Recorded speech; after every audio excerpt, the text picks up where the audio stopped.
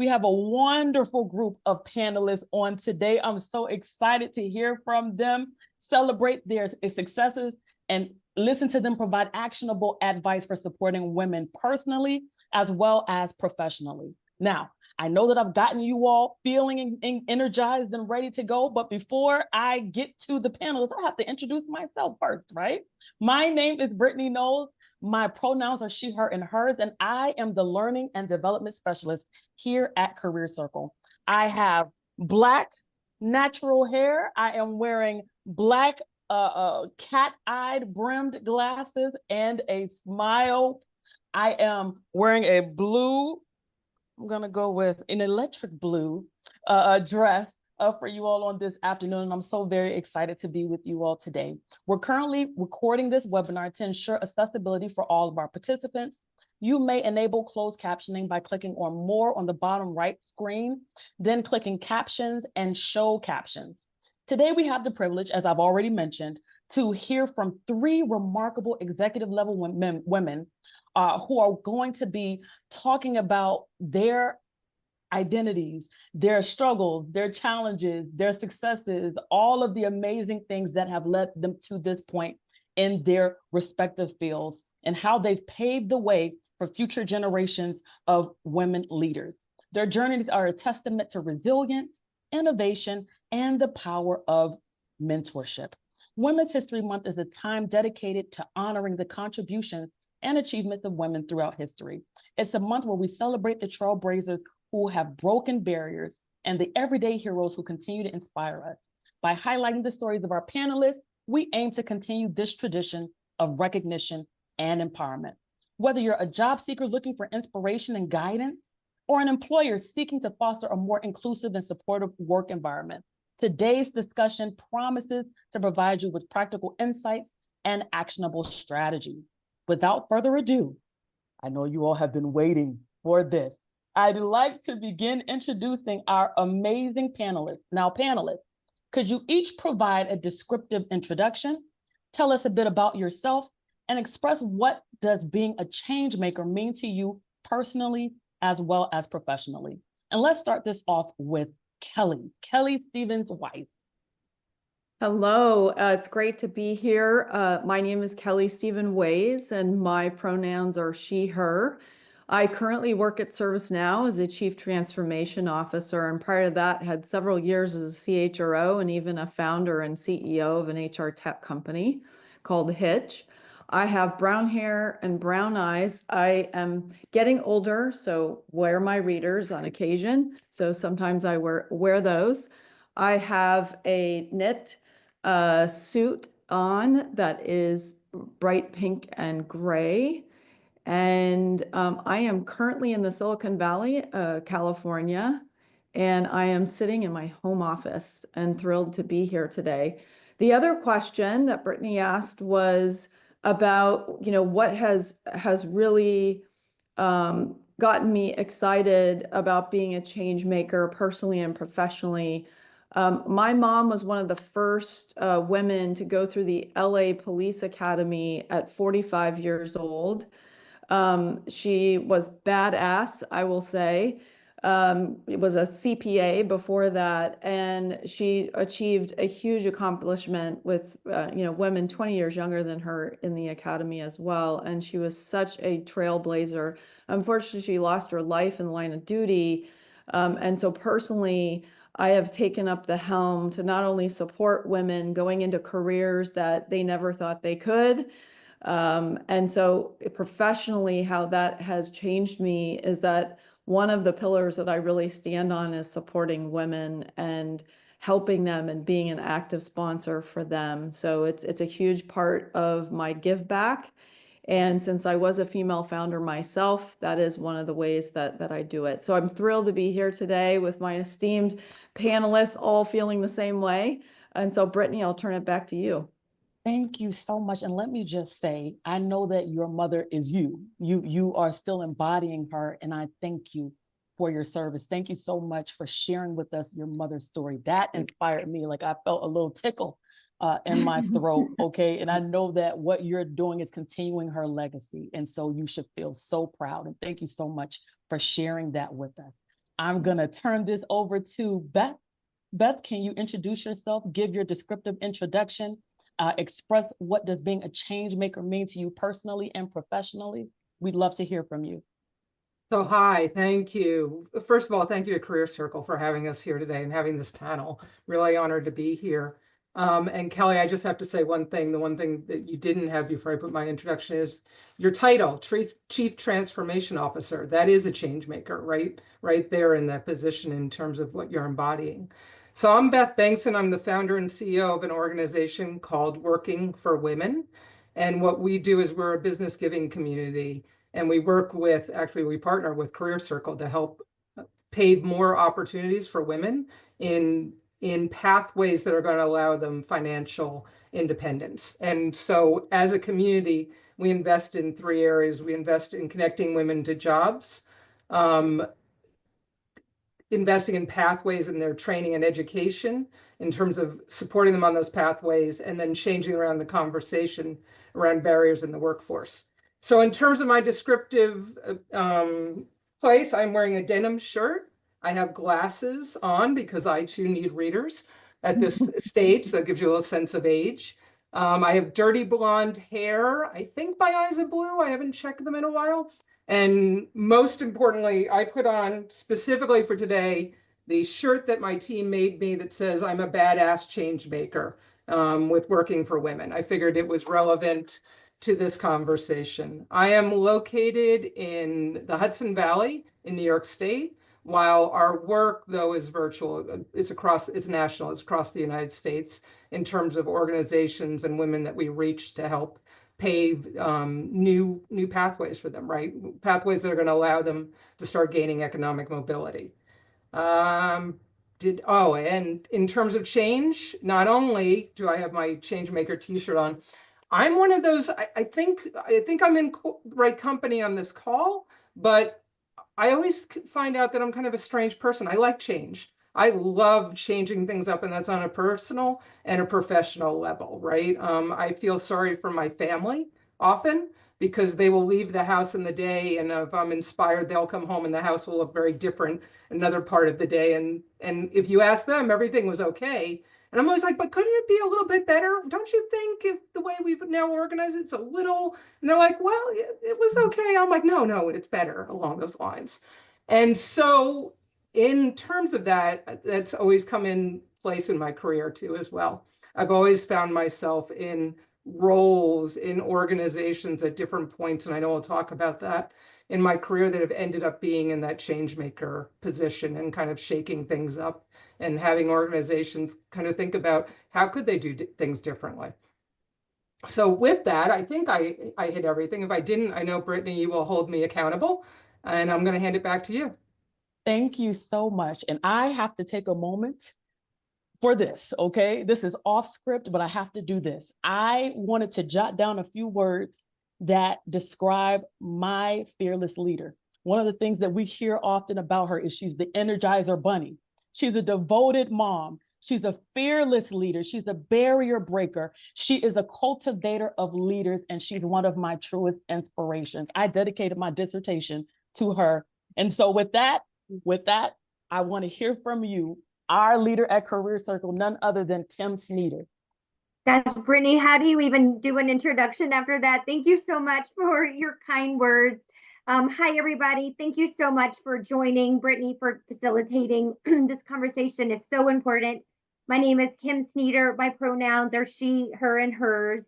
I have blonde hair, blue eyes. I'm wearing a black shirt, and I am joining from Richmond, Virginia. So excited to be here today. For the last 26 years, I have worked in different roles at Allegis, which is one of the largest staffing organizations in the US. However, about 6 years ago, founded Career Circle. And I often say, while I've been in this work for 25, 26 years, the last 6 years became what I call my passion project to give back. And Brittany, when you ask about being a change maker, it really comes down to this and why I wanted to build Career Circle and the amazing people that we work with every day, which is advancing organizations, advancing people, and removing barriers. And I think the foundation of that starts with change. if I look at the body of work and what's possible when you unlock and know the skills and the power that people have, not only do you change their lives, not only do you drive generational change, but you positively impact an organization's bottom line. And there are some barriers to make that happen. So I'm so excited to be here today. I've learned so much from Kelly and Beth and Brittany from you. And so this is such an honor. I appreciate everyone being here. Absolutely. And y'all are getting so much love in this chat. And I know I always shout her out whenever I see her on one of our calls. She is like one of the most consistent audience members that we have, in a phenomenal woman herself. Carla Johnson was definitely giving you your flowers, Kim. Okay, so with that being said, I want to get right into the question. Can you describe a defining moment in your career that shaped your path as a change maker? And I'm going to go with you, Kelly, first. I'm going to go with you, Kelly. Well, one of the most difficult things that I faced in my career was when I chose at 50 years old, and it was the pandemic, so everybody was locked down. I had started a tech company inside of another one, so I was an entrepreneur, and I had started Hitch, which was taking skills of people and matching them to opportunities, project-based and full-time. And the CEO came to me and said, we're going to shut this whole thing down. You basically have 50 days to get funding. And I'm like, well, oh my God, this is like the worst time. We're in a pandemic and we're shut down. And I'd never pitched investors or anything. So I had to hit the pavement.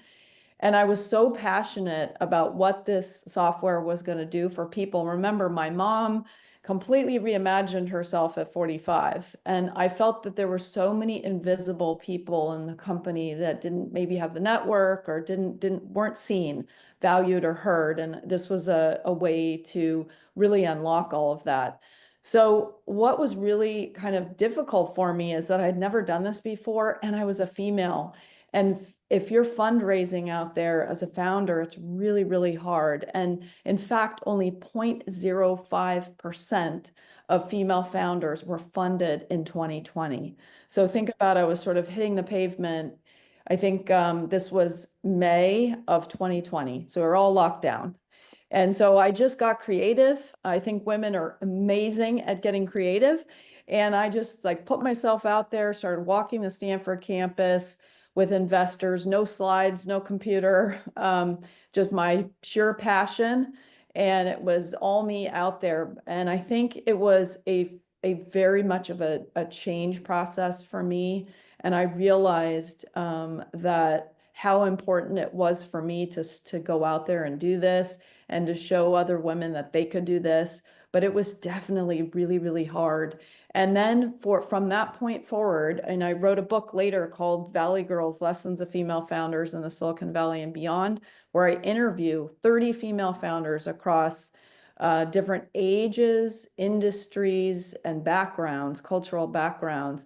And the one common theme, I'm sure you might guess what it is. We build companies for impact. We really put ourselves out there with that mission and purpose. And so from this point forward, it is my duty. I helped so many other female founders to understand how to do fundraising and how to lift that percentage of women who get funded from that deplorable less than 2%. To much higher. So this was a really pivotal moment in my career, and that's really made me a huge change maker in that space. Absolutely. Thank you so much for sharing that. Wow, that percentage. What did you say what that percentage was?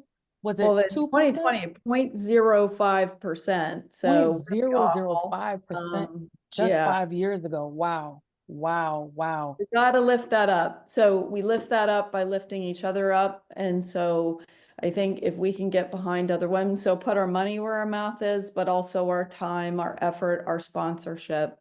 So that's kind of what I'm trying to stimulate out there. Absolutely. And I'm seeing individuals networking over in the chat and listening to what you have to say. And I want to say kudos to you all in the audience, because that is what this is all about: networking, being able to connect so that we can uplift each other. 100%. Kim, love to hear from you on this.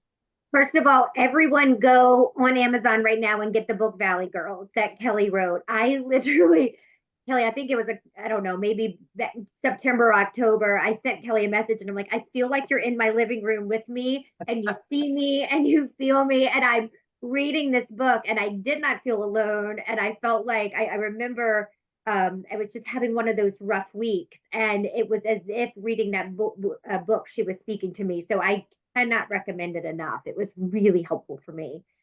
But to your question, Brittany, I'll say it's interesting as we started Career Circle during the pandemic too. And I feel like for the years before it, I would see things like, running operations and hearing recruiters say you weren't qualified. And then they quickly move to the next requirement because they have to. They're trying to fill that requirement. And I remember thinking, well, gosh, that's not super inspiring. If I'm told I'm not qualified and then I hang up, well, then how do I get qualified?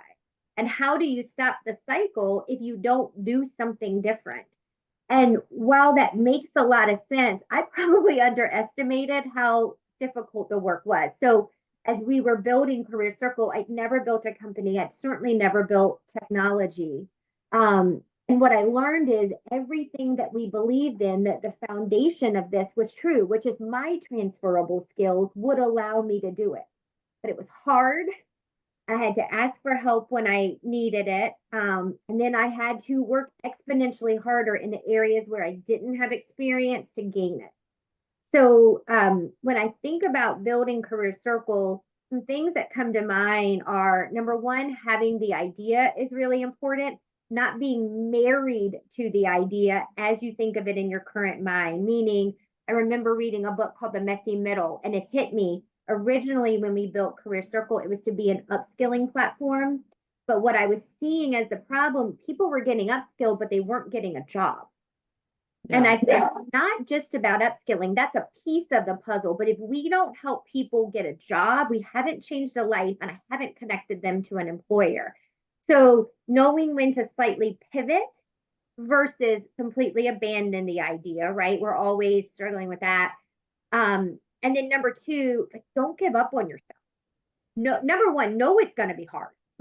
I mean, just know it's going to be hard. But if you believe in what you're doing, if you're passionate about what you're doing, you will find a way through. Ask for help when you need it. Study like heck, practice like heck, put in all the work to make it happen. Read, get mentors, get sponsors, but don't give up on your dreams. Absolutely. Absolutely. Could not stress that enough. Not giving up on your dreams. 100%. Beth, you want to add to that? Yeah, great conversation all around.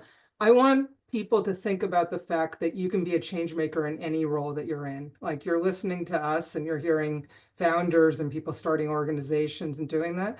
Kelly made a point before, and I want to bring that in, being an entrepreneur. That happens. So there are change makers within organizations and wherever you are. And if you have that aptitude and you like to kind of see and shake things up, you can utilize that in anywhere of bringing the things across. And I think the other piece is passion. So, Brittany, you said, where was that defining moment in your career? I don't know that there ever was a defining moment in my career. I think when I look back at my career, I've noticed I've always been in a change maker role, right? Whether I was in a company, working within that company, or founding, prior to starting working for women, I ran a boutique marketing firm, and having founded that, and then hitting a point in my career where I wanted to take the skills. And what the biggest thing that I saw through my career was that women so often don't have enough confidence and don't often enough see their potential of what they could do. And wanting to create an organization that helped women aspire to their dreams, really be able to go and follow them and see that through in a supportive environment. Because I think having that is also key to success and kind of moving forward. But I do want to challenge everybody, like, anyone can be a change maker in whatever role you're in. If you see something that you think needs to be different in your organization, you can be the person to pick that up and run with it. And I will share, starting working for women has been a real journey. I was running another organization before this, and I spent a couple of years trying to find the person that was going to start working for women, to only have someone sit down with me who actually came on my board and say, why not you? Why is it not you? And let me tell you, I had a very long list of reasons why it was not me. Which Isn't they that spent amazing? We always have a list of why we can't do something. I and was very sure about why I was not the right person to do it. And at the end of the day, this was my call, because it comes into that passion. And it's what Kelly was talking about, being, in there, having that passion. That's what brings people along. That's what brings the investors. You need to have that light, because that's what gets you through those hard days and moving forward. And one last thing, I want everybody to realize, while Kelly talked about that very dismal statistic of how much, of the percentage of women, everybody should understand that how capital flows over all the women, and why this conversation is so important, and why the partnership for us with Career Circle is so important about getting more money into the hands of women. Venture capital overall is less than 3% that goes to female-founded companies in the United States, right? And as you go down that from a racial standpoint, it just gets worse and worse in terms of that. And we need to shift the flow of capital, right? We need to be able to get more money into women's hands, because at the end of the day, if we're doing the purchasing, we also know what we should be investing in and what those investments are. Okay. So that, and to me, that is the biggest part of what, in the change that I think of we're probably all doing, is to work to help to change what capital looks like in this country, and get women into places where they have not only financial independence, but they're able to then invest back in their families, their communities, and that's how we start improving society. Absolutely. Can I bring something up just really quickly? Absolutely. In that regard, is that I've done a talk called #underestimated, and the how you can turn that into competitive advantage. And I think that a lot of it is about our mindsets, what we tell ourselves, why we shouldn't take the job, why we're not qualified, somebody else should be doing it. But I want to turn that mindset into, being underestimated. We can achieve, we can outdo, outperform. And we have one of the critical foundations about being a woman is that we have an uncanny ability to reflect, to make pivots, to hire people better than ourselves, because we have humility. And I want to turn that underestimated into competitive advantage. And so all the great work, Beth, that you're doing, and Kim, in this space is really going to make a difference. And I'll save it for the end, but I think that there's so much that we can do if we put our minds to it. So more on that later.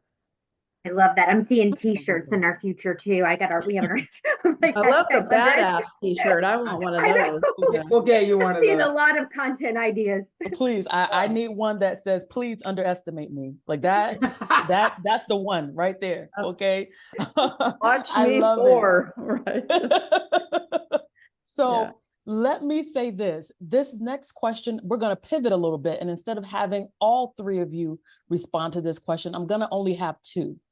And so the question is, can you describe a defining moment in your career that, how has your sponsorship, specifically impacted your career trajectory? And can you share an example of a successful sponsorship relationship that you've had? So that's the question. I'll repeat it again. How has sponsorship specifically impacted your career trajectory? And can you share an example of a successful sponsorship relationship that you've had? One or two on this question. Who'd like to go?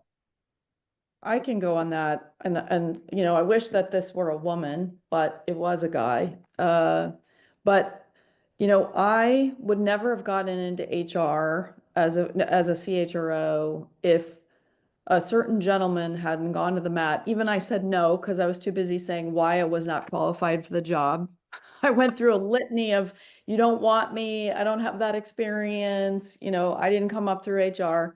So I had 100 excuses. And he went to the mat and got me that first VP of HR job, and it turned into a 13-year career.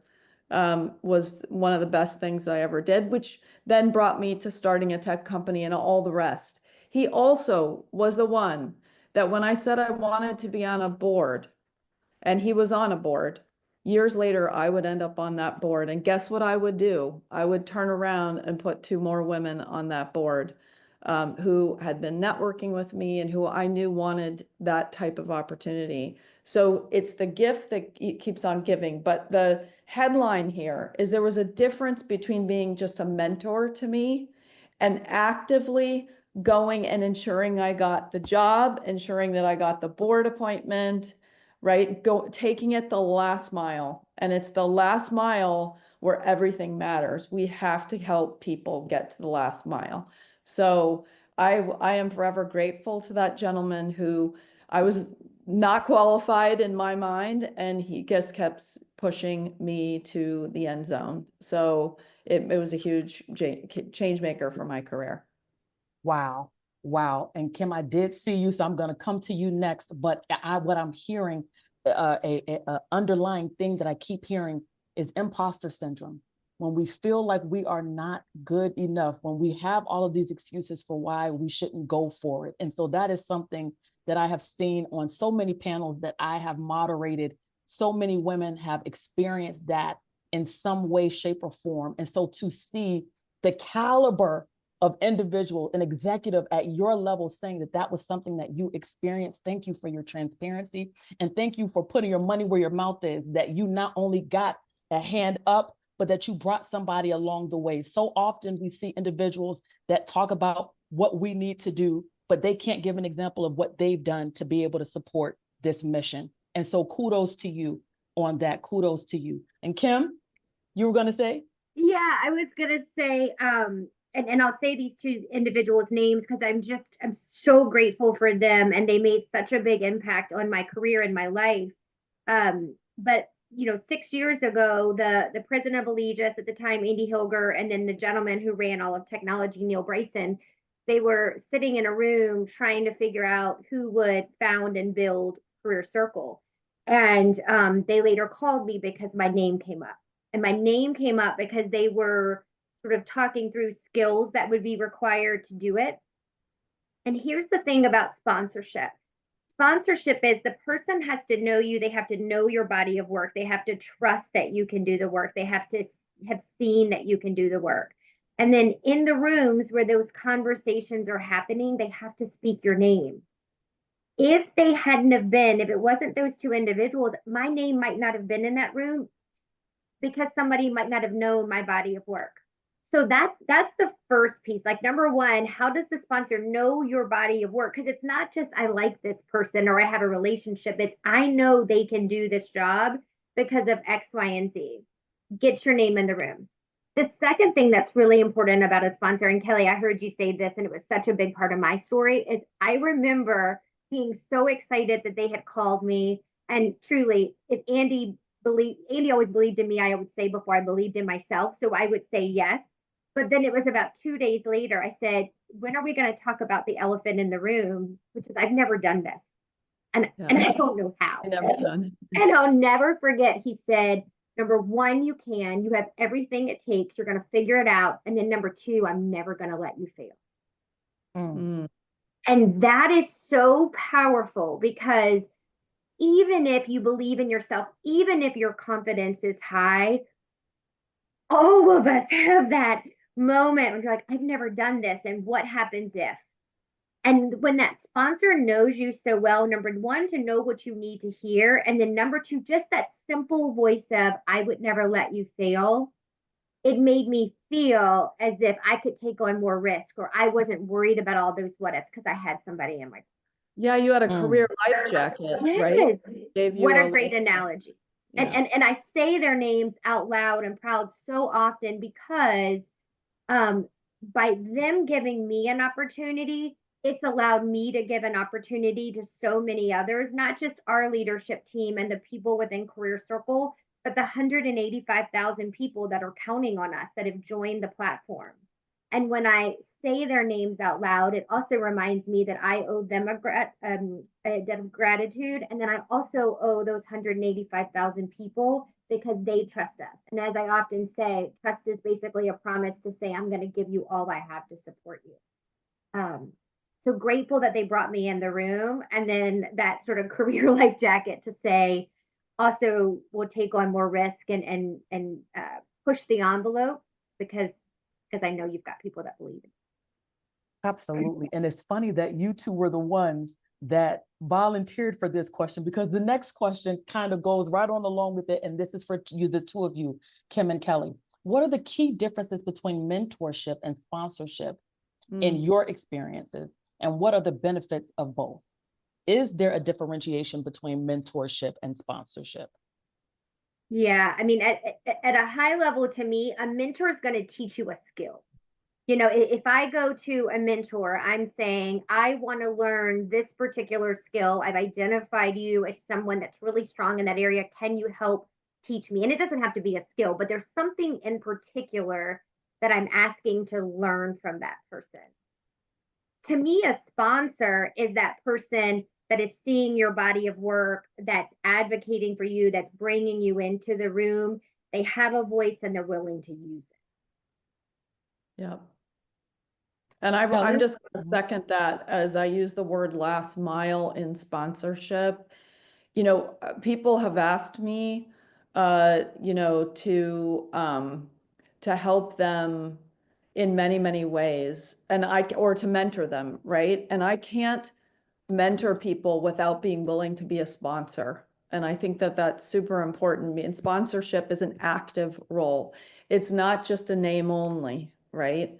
It's a hands-on job. And so I would sort of offer that if people ask you to mentor them, I would ask yourself, are you also willing to sponsor? So not only teach them something, but many times, Kim, they're asking to try to get into a role.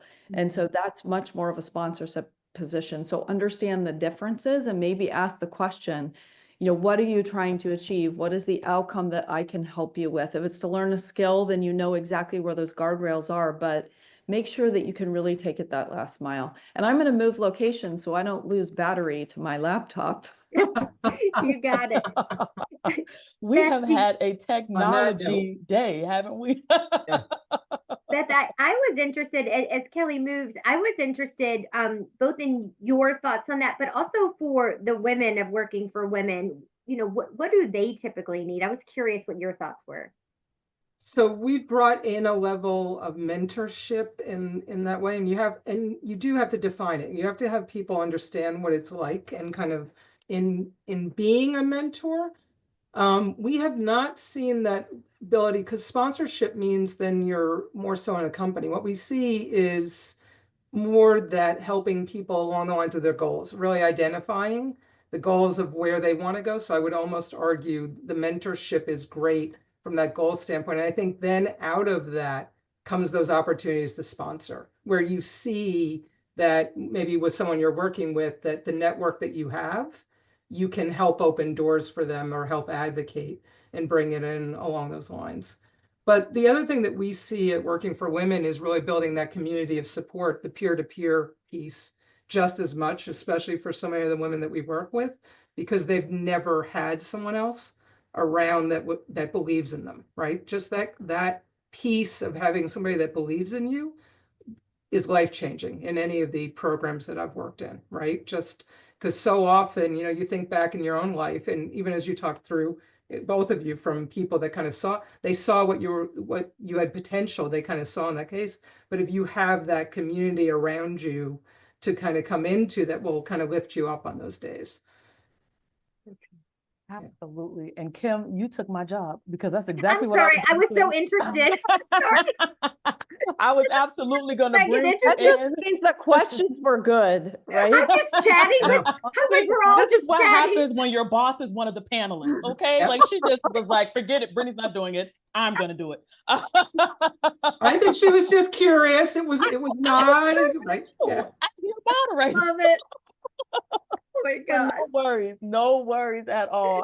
I'm looking at the time and I want to make sure that we get to all of these questions. And so I thank you so much for sharing because I absolutely did want to hear from you on that. So this next question is for Kim and Beth. What steps can individuals take to attract and secure sponsors?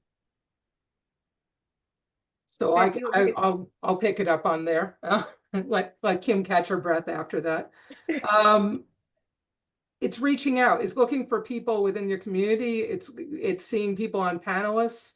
You know, I sat in a room one time at the beginning of starting working for women. I was at a women's conference, and women business owners conference, and they said in the room, how many of you, if someone reached out to you, would make 15 minutes for someone that wanted to kind of learn something from you or garner? And every hand went up in that room, right? Every person in that room was like, yes.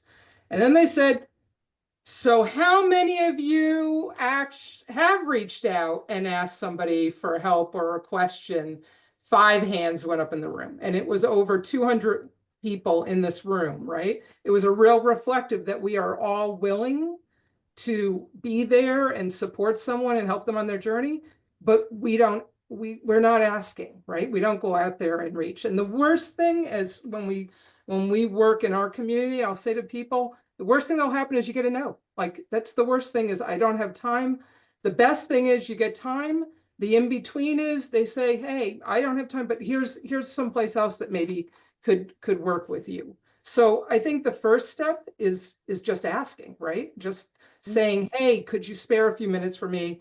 And being very clear about what it is that you also want to learn from that exchange.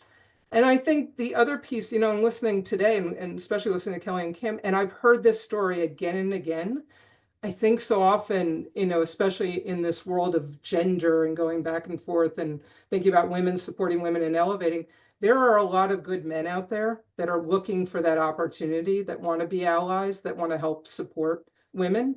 And reach out, like, really, you know, don't limit your circle in terms of who you're looking at, in terms of thinking about that. And the last piece I think that you have to do is you have to be willing to self-promote. And I think that is something that people, it's kind of like the elephant in the room.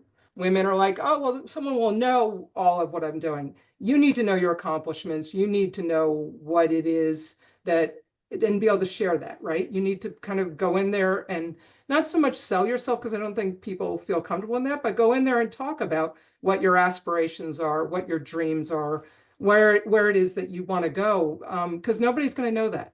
I think too often we think other people have gone and read our LinkedIn and know our accomplishments and know the other things.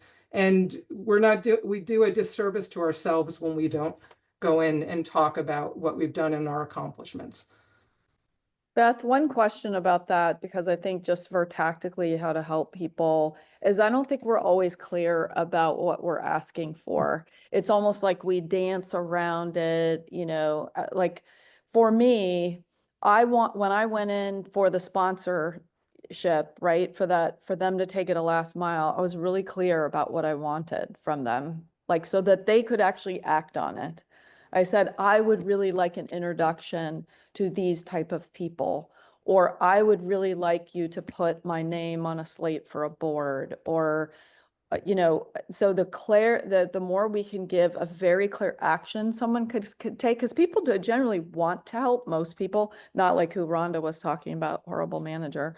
But, you know, I think people want to help, but in the sea of all of the things they have to do, you have to give them an action that they can clearly take. Sometimes it's also about, here's a snippet on me, or here's some resources to make the introduction, make it easier for them. So I think it's that clarity on the ask is really, really important. Don't be afraid to ask with clarity.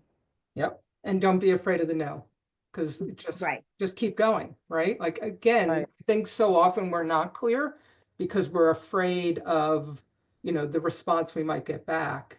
And again, the worst response you're going to get is no. Yeah. That's And right. you know, you're not in a better or worse place than when you started if you get the no. So, you know, it's hard to even add to that because so much of it was covered. The one thing I would be remiss if I didn't say is do the work. and I know if you're on this call, it probably doesn't even pertain to you, but there have been situations where people spend so much time looking for a mentor or a sponsor that they forget to like get in there and really do the work to then have the results to sponsor. And so I do want to say that because it does start with, are you out there? Are you putting in the work? Do you have the results for someone to go out and showcase about you? And it also builds trust with that sponsor. You know, when people come to me and they have that, Kelly, I love what you said about the specific ask. If I know that if I put my name on them, they're going to do it, I'm more likely to say yes to whatever the ask is. So just make sure you have that strong foundation when you come to the conversation. Absolutely. Absolutely. So my next question is, can you share an example of a successful initiative that helped break down barriers for women? This question is for you, Beth, and for you, Kelly, in that order. So, it was interesting. I was thinking more along the lines of movements when I started thinking through this. I thought through, what are that help break down barriers for women. You think historically, women's suffrage, right? Like the right to vote, that is a historic movement of moving things along. Me Too, in terms of finally, starting to change the conversation around sexual harassment in the workplace. The women's soccer team, another one, right? And trying to get to that place of pay equity. I think we are still in that time that we need an ongoing movement, right?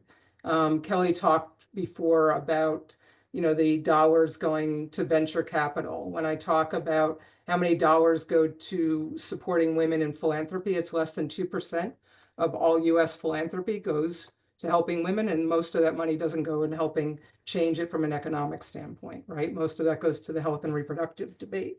So I think while there have been some successful initiatives in the past, I still think we still have a lot of work to go and moving forward. And I would like to see us continuing those types of movements, right? To get to a place where we actually have women in a place of pay equity, and what we're really seeing is it's more of a gender wealth conversation, really putting a movement in place that allows women to get to a place for parity from a wealth standpoint, because all of those other costs add up to keep us further behind. So, we are looking to kind of launch something along those lines called We Are Working for Women, and bringing companies and individuals together to continue this conversation about financial independence. So I think I'll leave it there at that and hand it off and see what my co-panelists think. Yeah, so I think, one of the initiatives that I think had a huge impact for women at the time was about in 2008, 2009, I started a women in tech group in a semiconductor company. I was the only female vice president and 2,500 people. So semiconductor is primarily men. It's getting better as an industry, but it was all guys. And there were no women in those leadership positions. So again, as the only female VP, I wanted to see more of myself at that level. So created this group. And it turned out before I left IDT, I was the CHRO, so I was in a position to make a difference. But we got 2 more women into the VP level before I left the company. One of those VPs ended up becoming on the board of Form Factor because we stayed in touch and I continued to sponsor for her. So she, fast forward, that value of that relationship then turned into a board assignment for her. I am so proud of Rebecca Obregon Jimenez, so I'm going to put her name out there, who is badass, Latina, and will be the CEO of a semiconductor company. So, I mean, just phenomenal story there.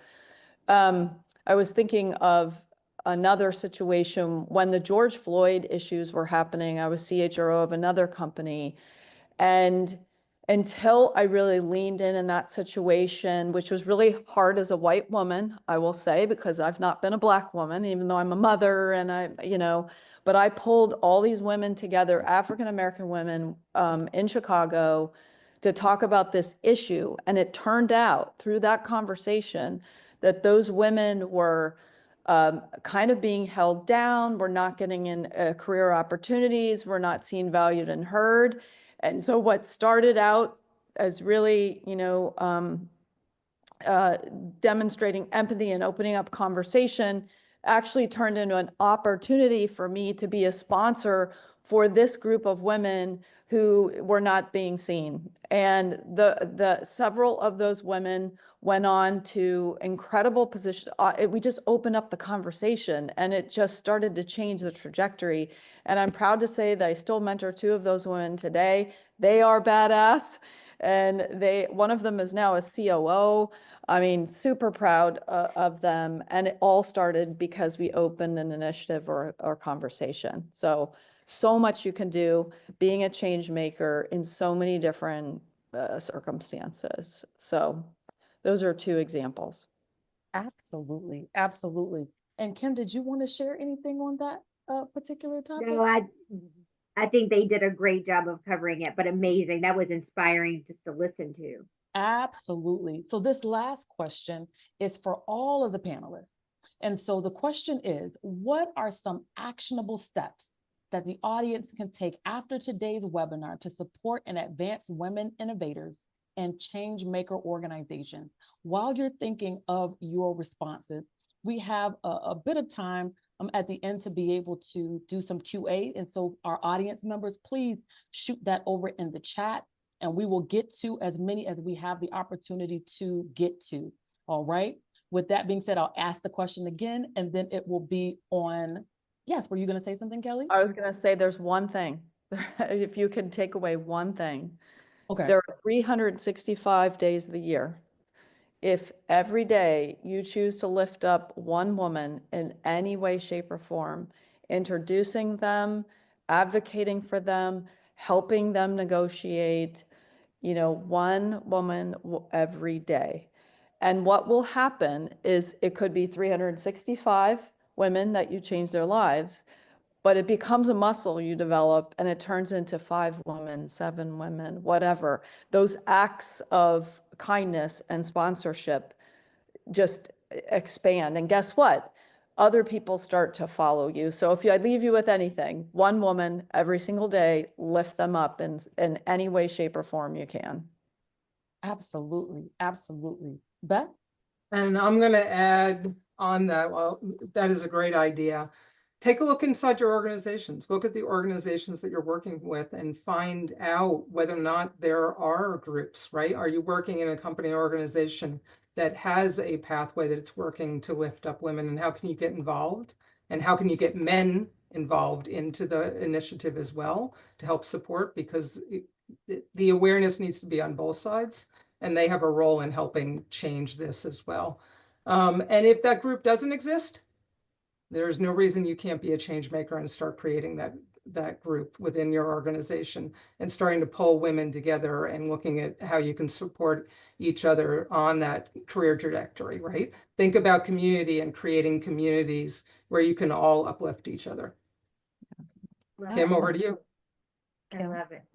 And I was going to say, I love everything that's being said. When you're in conversation, maybe ask one question, which is, what do you need, or what's in your way? And the reason why I ask that is a lot of people might not be able to answer right away, but it gets them thinking. And two things come in that conversation. A, if you can remove that blocker or refer them to someone else. But I think the other thing is you start to hear trends. And over time, it might just ignite something inside of you to say, I can start a movement to address this trend. So just get inquisitive. Absolutely. So I'm seeing some questions coming up for our panelists, and this is for whomever would like to respond to them. Question number 1, what motivated you to break into your industry, and what keeps you inspired? Great question. Anyone want to tackle that? Yeah, I loved technology. Well, I was in retail for a long time, and I loved kind of how challenging it was because it was so cyclical.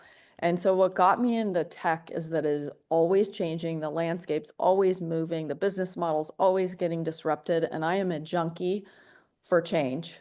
So love that. You had a second question. I want to make sure I answered that one too. What keeps you inspired? What keeps me inspired is voraciously learning from other incredible women all the time. I have put myself on that pillar to help women, which has given me the opportunity to meet some phenomenal women. And so just like I said, you know, when I said, I'm a mom of 4 and I have 2 daughters and I feel like I need to be, you know, representing them and being a good role model. But when I sit in a board meeting and I hear Rebecca say anything, and she's so smart, and I sit there like a proud parent, like we worked together and we got her in that role, but she did it, she achieved it, right? And I sit there, I'm so proud.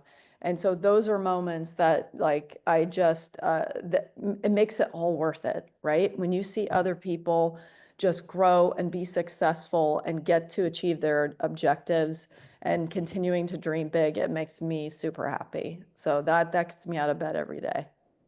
Absolutely. Anyone else want to share on that? Yeah, I would say I mentioned this at the beginning we were talking, but initially what inspired me, just hearing recruiters say over and over again, you're not qualified. And then hearing, CTOs or tech leaders say, I can't find talent and there's a skills gap. I just knew we could fix that. And so I was inspired to figure out how do we fix it and then how do we leverage technology to fix it at scale. And for what inspires me today, my gosh, number one, knowing we're moving the needle, and it's small and it's hard work, but we're looking at the statistics of women in tech and people of color in tech and watching it move up. You see it change, which means it's possible.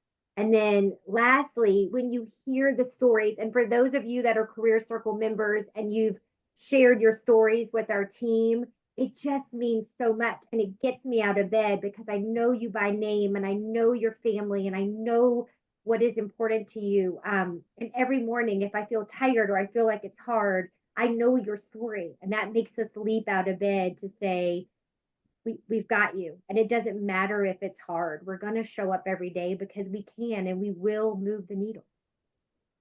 Absolutely. I love that. I love that. This next question is for the 3 of you. How do you stay resilient in the face of setbacks and obstacles? Sorry, what, can you repeat that again? I don't know if I. Absolutely. How do you stay resilient in the face of setbacks and obstacles? So I'll jump in on that.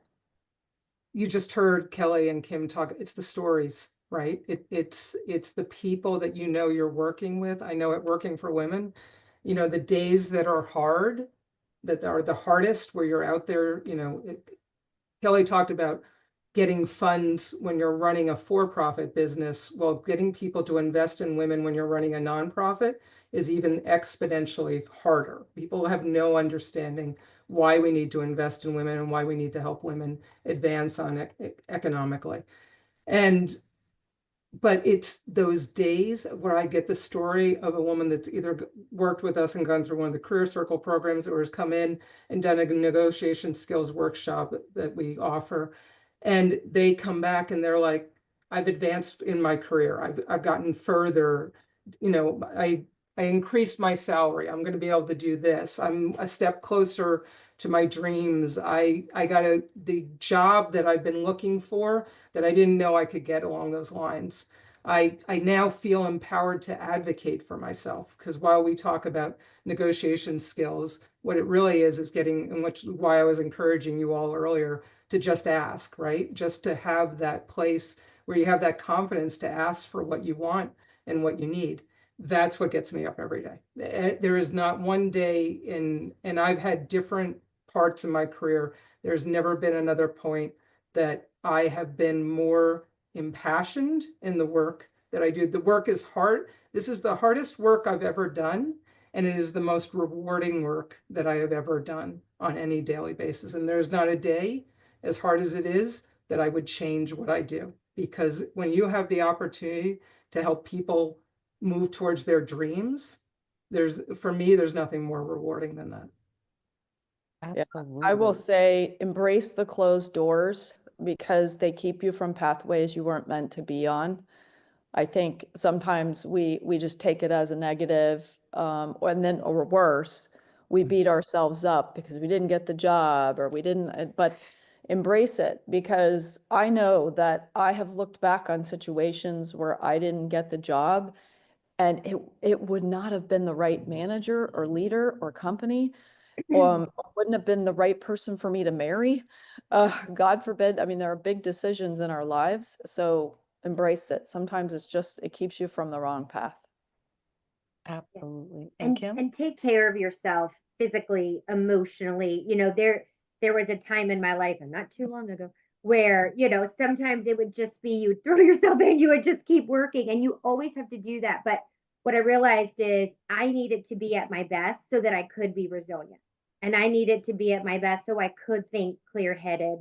And so just don't forget that, whatever that means for you physically, spiritually, emotionally, take care of yourself so you're coming in at your best in those hard days. Awesome.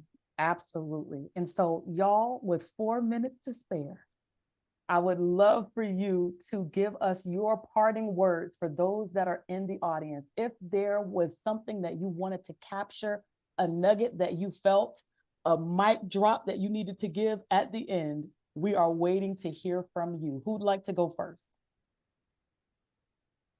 I will say you can be a change maker. That is something that each of you can do. You can lift up a woman every single day. So don't just look for other people to help you, but look for a way that you can really be a change maker yourself. It is a great feeling, and it brings a lot of change for all of us. It lifts all of us up. Absolutely. I love that. Kim? I would just say use your voice. The world needs you. We all need you. Don't be afraid to share what's on your mind. There is no right or wrong. It's your voice. So get out there and use it. Absolutely. And lastly, Beth, what do you have to share with us? So I'm going to leave the one word self-care, but the piece that I want to leave everybody with is think with your dollars. We have an opportunity right now to vote with our dollars. And so think about where your dollars are going. Are you investing in companies that are supporting women? Are you investing in companies that are women owned? Where are your dollars going on a daily basis? We have a lot of financial capital as women that we can leverage to change things for women. And shameless plug, support Working for Women, right? So that we can help getting more women into pathways like what Career Circle is offering, so we can get them on that path to economic mobility. But if I could get you to leave with 2 things or 3 things: self-care, realize that you have the opportunity for a change maker, and invest with your dollars. I love it. I absolutely love it. So audience members, put your virtual hands together for this amazing panel. You all have been so awesome. We thank everyone for sharing your experiences, your perspectives, and your knowledge with us. As members of the community, as well as representatives from your organization, we thank you so much for joining us. We hope you've learned something and pulled some best practices. Please check our events page on careercircle.com/events to register for upcoming webinars and events we have in store. Our next one is April the 3rd. You do not want to miss it. We have a webinar entitled Inclusive Hiring Practices for Neurodiverse Talent. It's going to be from 1 until 2 p.m. Eastern Standard Time, and we'd love for you to check it out and be our guest. Make sure to follow our panelists and Career Circle on LinkedIn. As well, take the survey after this webinar. We absolutely would like to hear from you and maybe some of the things that we can do in the future as far as our activities and events are concerned. We'll be sending you an email right after this recording of today's recording, some resources that have been discussed, as well as additional events that'll be happening. So be on the lookout. Thank you again for coming, and see you on next time. Until then, thank you so much, panelists, and thank you so much to our audience members. This has been an hour well spent. Have a wonderful day. Amazing job, Brittany. Amazing Yeah, job. Brittany. Thank you. Incredible. Thank you so much. Kudos. So. Thanks.